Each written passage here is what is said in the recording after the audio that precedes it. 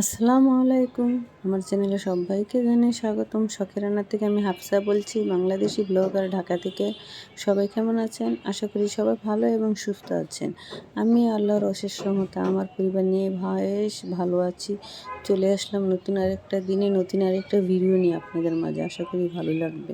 আর যদি ভালো লেগে থাকে অবশ্যই লাইক দিয়ে ভিডিওটা কন্টিনিউ করবেন।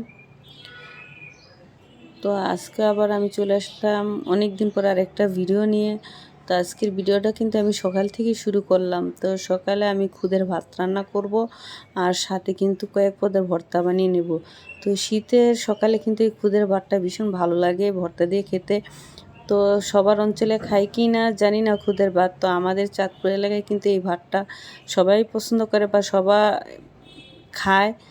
যাই হোক, এখন আমি তো একটু ডাল দিয়ে ভেজে তারপরে তো পানি দিয়ে দিলাম। তো আসলে কি আমি কিন্তু অনেক দিন পর ভিডিও আপলোড দিতেছি, কারণ আমি ঠিক মতন ভিডিও করতে পারছি না, এমনকি ভিডিও আপলোডও দিতে পারছি না।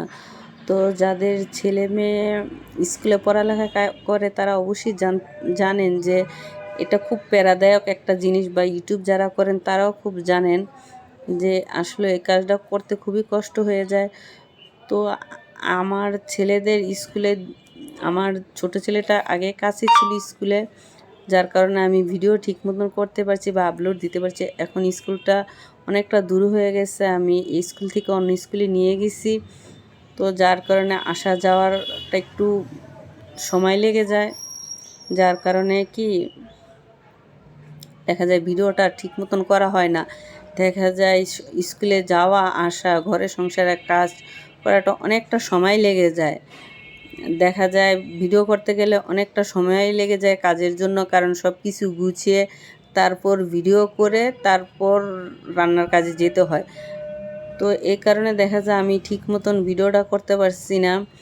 আর আমার মেজো ছেলেটা যেহেতু ক্লাস 9-এ উঠে গেছে, ওর একটু পড়ার প্রচুর চাপ, ওকে একটু সময় দিতে হয়, ছোট ছেলেটাকে একটু সময় দিতে হয়। যার কারণে কি আমার ঠিক মতন ভিডিওটা করা হচ্ছে না। তো ভিডিও করতে গেলে কিন্তু অনেকটা সময় লেগে যায় বা অনেকটা সময়ের ব্যাপার। তো ওই সময়টুকু কি বাচ্চাদের কাছে আমি ব্যয় করি, ভিডিওর কাছে আর ব্যয় করি না। যাই হোক, তো শখের বশে যেহেতু আসছি, মাঝে মাঝে দুই একটা হয়তো ভিডিও দেব, আমি জানি তাতে কিছু হবে না, তারপর কি হলো, দিলাম, এই আর কি। তো আমার কিন্তু খুদের ভাতটা রান্না হয়ে গেছে এবং দুপুরে আমি তো সিম আলু ভাজি করে নিলাম। তো আমার মেজো ছেলেটা কিন্তু কোনো মাছ খায় না, তো ওর জন্য একটু চিংড়ি মাছ ভুনা করে নেব আলু দিয়ে, আর সাথে কিন্তু আমি একটু পোয়া মাছ রান্না করে নেব।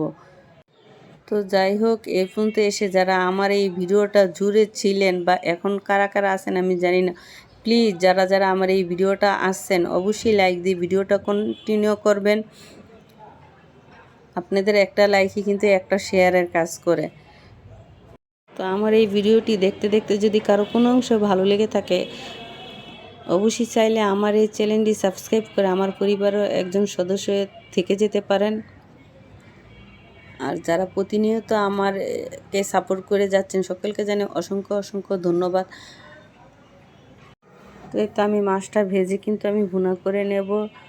তো যারা ধৈর্য সহকারে এসে এই পর্যন্ত এসে আমার এই ভিডিওটা দেখেছেন সকলকে জানাই অসংখ্য ধন্যবাদ।